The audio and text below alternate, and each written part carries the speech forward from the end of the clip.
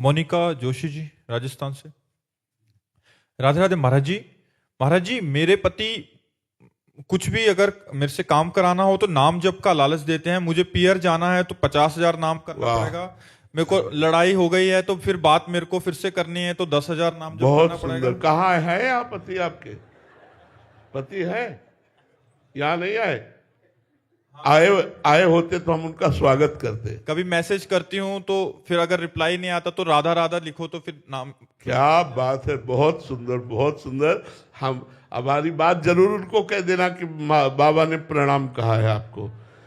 हे पतियों, ऐसा व्यवहार करो यार तो सब बात बन जाएगी।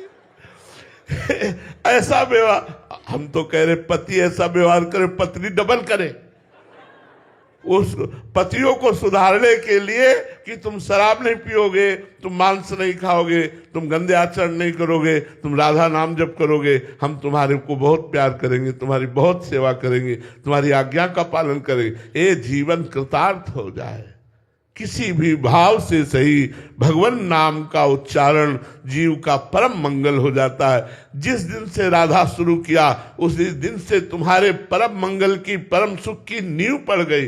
बलियारी उस पति को जो आपको भजन में ऐसे लगा रहा है, हमें लगता है सब पतियों को ऐसे ही होना चाहिए और सब पत्नियों को भी ऐसे होना चाहिए, तो राम राज्य छा जाए। फिर क्या कहना, फिर तो भगवदानंद छा जाए। बहुत उत्तम बात। हम आपके पति को प्रणाम करते हैं जी। एक जने आए थे तो वो अपने बच्चों से, उनके बच्चे ने बोला हमें वो एप्पल वाला मोबाइल चाहिए जो अभी नया आया है, तो उन्होंने बोला 1 करोड़ नाम जप करो राधा नाम। बहुत सुंदर। तो फिर वो उसको 2 महीने हो गए, कह रहा पूरा ही नहीं हो रहा 1 करोड़। बहुत बहुत बहुत सुंदर। जरूर लगाना चाहिए, ऐसे जरूर लगाना चाहिए। श्री स्वामी एकनाथ जी महाराज थे, तो वो गांव के लोगों को कीर्तन में बुलाने के लिए 250-250 ग्राम चीनी बांटते थे उस समय। जो कीर्तन में आके बैठेगा, कीर्तन करेगा, पाव भर चीनी देंगे। तो गरीब लोग और सब ऐसे लोग, कोई भगवान नाम की प्रियता नहीं है लेकिन कीर्तन में आ रहे क्योंकि पाव भर चीनी मिलेगी। एक संत कैसे जन कल्याण कर रहा है, पाव भर चीनी का प्रलोभन देकर 1 घंटा 2 घंटा नाम कीर्तन कराया।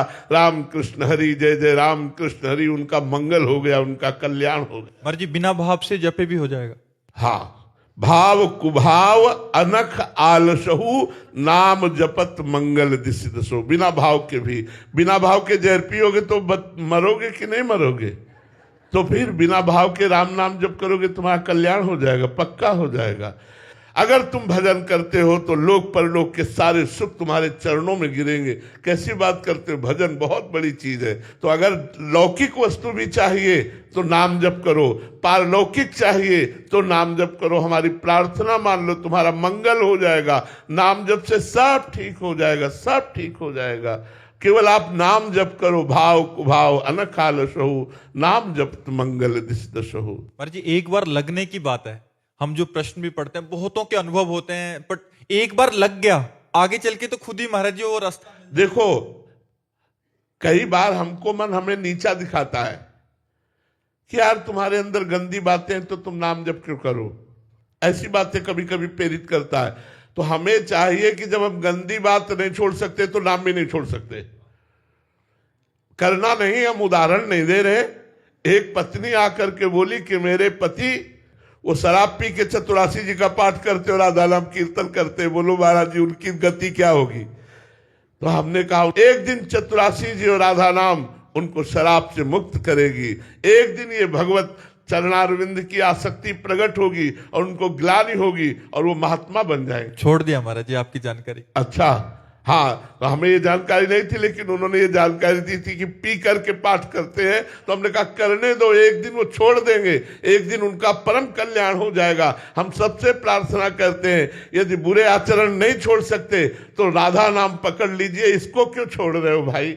राधा राधा कहते हुए अगर बुराई के आचरण हो रहे हैं तो एक दिन राधा नाम बुराई पर हावी हो जाएगा और आपकी बुराई का त्याग करवा देगा। आप निश्चिंत रहिए, भगवान नाम में बड़ी सामर्थ्य है। ये मन बड़ा बदमाश है, विषय बड़े आकर्षणकारी हैं, बड़े बड़े विवेकियों को भी भ्रष्ट कर देता है। इसलिए डरो मत, नाम जप करो। नाम से हरिवंश भरोसे भय निडर नित गर्जत हरिवंश बल, नाम बल ये आपको आगे बढ़ा दे। महाराज जी बहुत अच्छी बात बताई, क्योंकि अभी 3-4 दिन पहले एक जने आए थे, वो कह रहे थे कि हम तम्बाकू खाते हैं बट हम राधा नाम भी करते हैं। तो आपकी यही बात याद आके उनको ये बोला था कि आप करते रहिए, धीरे धीरे अपने आप ही ये सारे। हमारे सैकड़ों अनुभव हैं। एक वृद्ध आए थे, वो एक डिब्बी सिगरेट पीते थे और उन्होंने कहा मेरा भरपूर मन है भजन करूं, पर मेरा मन कहता है मैं बहुत गंदा हूं। तो महाराज जी क्या आप हमें शिष्य बनाएंगे? तुमका पहले ईमानदारी को आपके हम नमस्कार करते हैं कि आपने सच्चाई रख दी। वो वृंदावन अखंडवास कर रहे हैं, एक भी नहीं पीते, सब छोड़ दिया।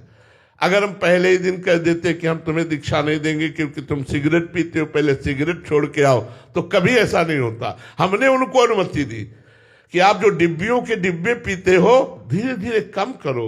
देखो व्यसन, अब जैसे कई बच्चे ऐसे हैं जो हॉस्टल में, कई ऐसे सर्विसमैन हैं कि उनकी व्यवस्थाएं नहीं है, उनको भोजन में प्याज लहसुन खाना ही पड़ता है, नहीं तो जिए कैसे, व्यवस्था ही नहीं है। तो उनके लिए व्यवस्था बताई कि आप थोड़ी किशमिश खरीद लो, ठाकुर जी को भोग लगा दो, और जब आपके भोजन में वो जो भी पड़ा हुआ है उसमें आप किशमिश का प्रसाद डालकर जय राधा वल्लभ लाल की कहो, वो प्याज लहसुन आपकी बुद्धि भ्रष्ट नहीं कर पाएगा।